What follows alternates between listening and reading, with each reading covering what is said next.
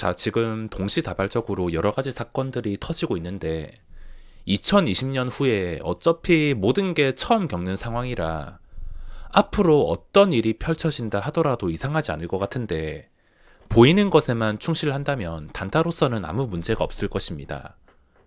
금요일에 나스닥이 증시의 방향을 결정시킬 수 있는 중요한 구간에서 하필이면 채권 시장의 이슈와 함께 50조 원 이상을 푼다는 소식과 오늘은 홍콩 증시, 항생지수가 5% 폭락이 나왔습니다. 증시의 방향을 결정지을 수 있는 구간에서 동시다발적으로 여러 가지 일들이 터지다 보니까 지금 무슨 선택을 해야 될지 혼란스러운데 이런 재료들을 보면 어차피 분석하는 것은 아무 의미가 없습니다. 좀 전문적인 분석은 뉴스만 틀어도 전문가 분들께서 자세히 분석을 해주시니까 그것만 들으시면 될 것 같고 이런 재료들은 어차피 지금 내가 하는 일에 보이는 것에만 충실해야 된다 생각합니다. 계속 말씀을 드리지만 어떤 큰 사건이 있을 때 개인들이 이미 나온 자료를 보고 분석을 해봤자 날고 뛰는 사람들 손에 다 거쳐서 모두가 아는 정보가 되었기 때문에 이 홀짝 게임을 맞추는 것은 어차피 확률이 50%라서 상승 아니면 하락. 둘 중에 하나라서 어렵진 않겠지만 평생 홀짝 게임을 맞출 자신이 없다면 처음부터 맞출 생각을 하시면 안 됩니다. 투자로 성공하기 위해서는 지속할 수 있는 능력을 키우는 것이고 그 능력을 키우기 위해서는 홀짝 방향을 맞추고 그런 게 아니라 리스크 관리를 잘하고 대응할 수 있는 능력입니다.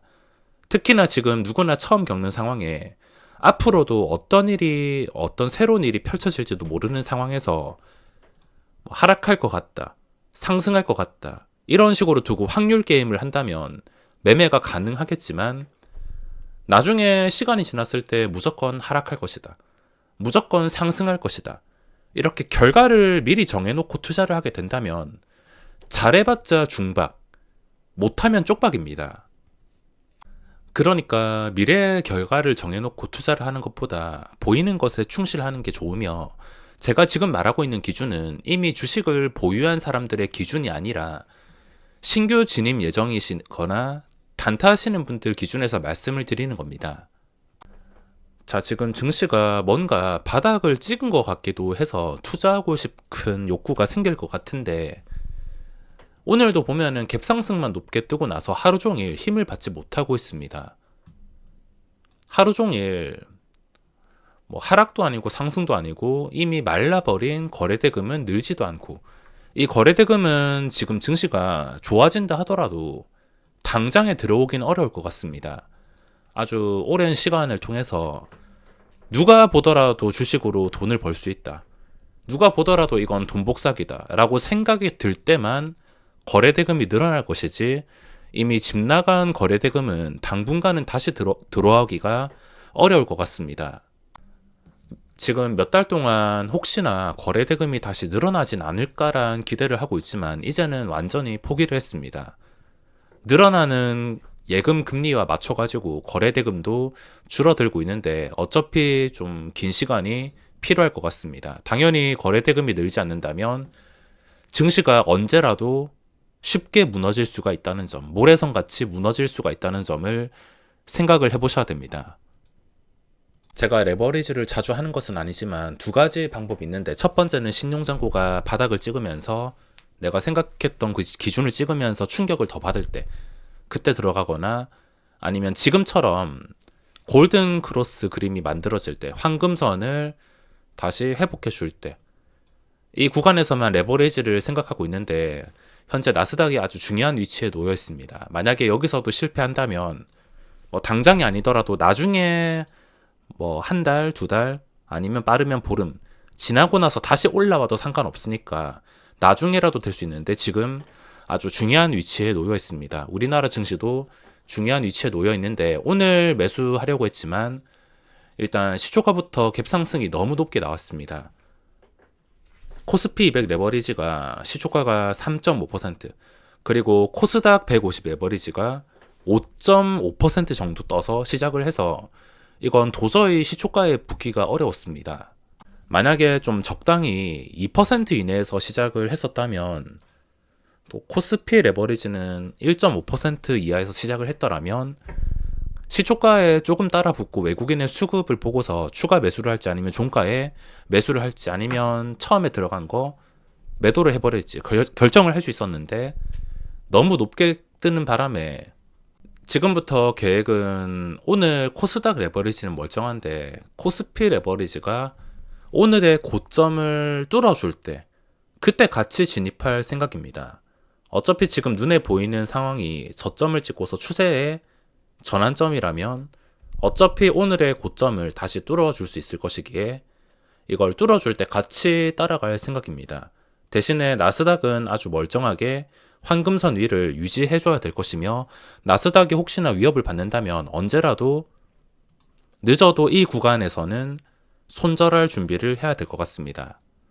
오늘 신규 진입은 외국인의 수급도 좀 불안정하게 왔다 갔다 거리면서 순매수가 붙지 않고 또 금융투자의 수급이 또 들어왔습니다.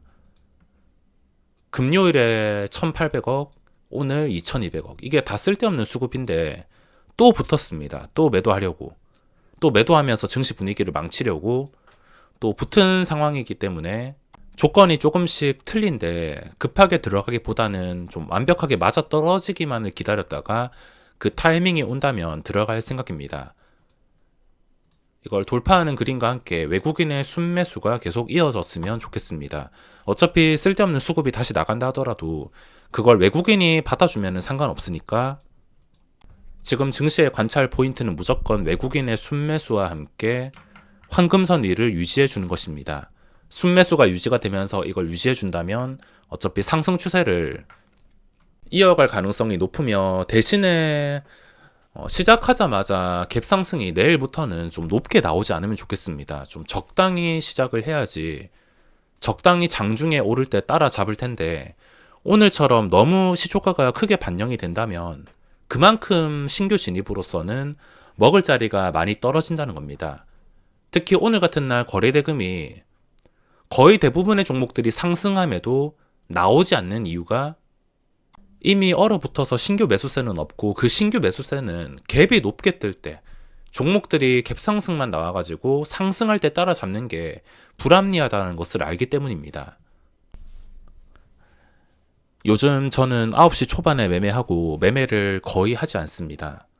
매매를 계속 진행해봤자 요즘같이 거래대금이 점점 줄어드는 시장에서 불리하다는 것을 알기에 거래세만 나간다는 것을 알기에 9시 초반에만 원래 계획했던 종목에서 잠깐 매매를 한 다음에 더 이상 신경 쓰지 않습니다.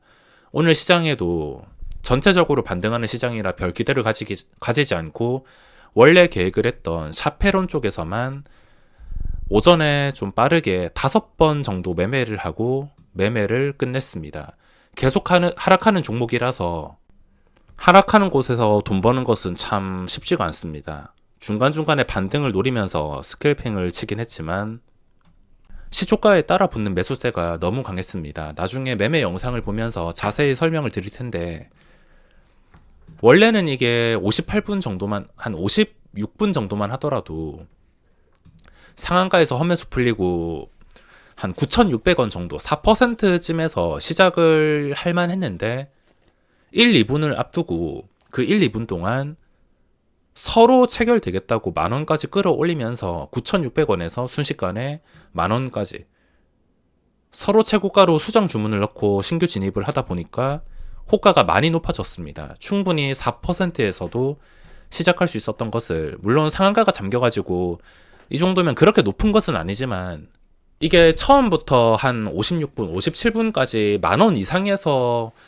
잡히는 힘이었으면 모를까. 원래 힘은 9,600원이었는데 그 원래 힘을 넘어가지고 마지막에 많이 따라 붙었기 때문에 주가가 올라가지 못하고 그리고 이 만원에 형성되는 순간에 호가가 너무 무거웠습니다. 이것도 나중에 매매 영상을 통해서 자세하게 설명을 드리겠습니다. 그리고 오늘 종목을 보면 또 무상증자가 생각나는 종목이 있는데 노터스랑 공구우먼이 거래대금이 몰리고 있습니다. 노터스가 현재 상한가에 잠기면서 거래대금이 1,800억 적지 않은 수치가 나왔습니다. 요즘 시장 기준으로 2,000억이 거래대금 깡패 기준이 되었으니까 제가 항상 말하는 두 번째까지 상승이 가장 강하고 활용하기가 쉽다. 이 원칙을 적용해서 당연히 내일 시장에서도 거래대금이 몰린 상한가 종목에서 잠깐 매매를 진행할 생각입니다. 대신에 요즘에 생각해야 될 것은 잠깐만 활용할 뿐이지 계속 올라간다는 생각을 해서는 안 될 것 같습니다. 오늘의 노터스나 공구우먼은 예전에 유명했던 급등주이기 때문에 그 급등주가 거쳐가는 아주 자연스러운 현상이라 볼 수가 있겠습니다.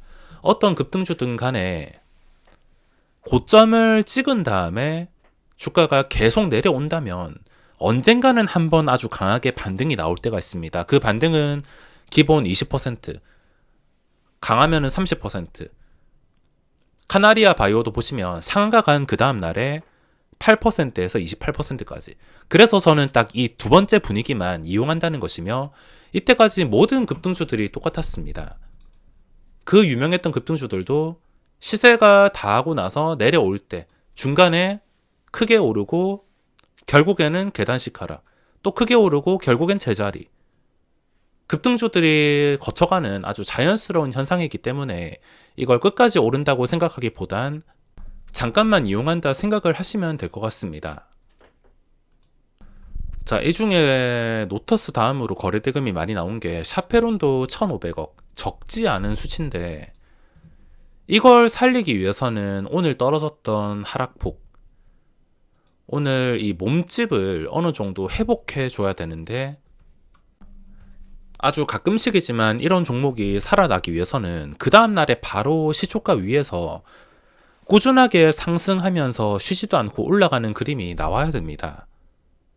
그냥 시초가 잠깐 1, 2% 뛰어 올랐다가 바로 제자리로 돌아온다던가, 도저히 시초가에서 벗어나지를 못한다면은 여기서 다시 제자리로 돌아가는 하락이 나올 수가 있는데, 이걸 살리기 위해서는 무조건 시초가 위에서 놀아줄 것이기 때문에 과연 내일 시장에서 주가가 시초가 위에서 거래가 될지 아니면 밑에서 거래가 될지가 방향을 정할 것 같습니다. 어차피 올릴 마음이 있으면 순식간에 올려가지고 10,000원 호가로 진입할 수 있기 때문에 주포가 있는 것을 확인하기 위해서는 내일이나 늦어도 모레까지 최소 이 캔들을 살리는 9,500원 정도를 회복해 줘야 되지 않나 생각합니다.